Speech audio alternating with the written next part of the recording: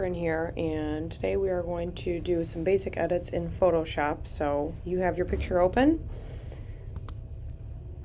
and we are going to Command J, duplicate the layer, and go through the basic adjustments up here in Photoshop. So the first one I'm starting with is levels. And levels is to push your darks dark and your brights bright, but not lose any information. So I'm going to do one channel at a time, red, and then green, and then blue.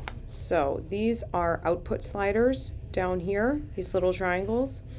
And this graph that you're seeing here is called a histogram. And the histogram reads the amount of darks and lights in a photo. So you will see in this photo of Chloe, there are a lot of midtones, but not a lot of brights and not a lot of darks. So I'm gonna hold down my Option key. It's gonna turn your screen black. I'm gonna bring the output slider on the right in just until I start seeing some of those red spots appear. And then I'm going to let go, and then I'm going to do the same thing on the left side, bringing that in just until I see some of those black spots disappear. Then I'm going to go down to my green and do the same thing. And down here. And finally blue. Output sliders in. And again dark. So now I'm going to show you the before and the after. You can see the contrast is much better, the color is much better, and you haven't lost any information. So that's levels. Then I'm going to go into curves, which is the next one over.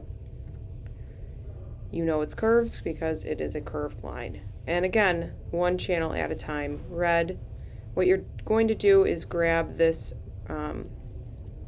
bar and pull it up slightly, and then find another spot down here and pull it down slightly, just to get a very small S curve. And then green, up slightly and down slightly, and blue, up slightly and down slightly. And that is curves. And now you can see the before and the after. Again, just beautiful rich color with the curves. Then I'm going to zoom in on her eyes a little bit, and I'm going to take the dodge tool, which is over here. It lightens areas, and I'm going to increase the size of my brush just a bit. And notice that I'm on the curves layer, so that's not going to work. I have to go to my picture layer. And I'm just going to lighten her eyes just a tiny bit.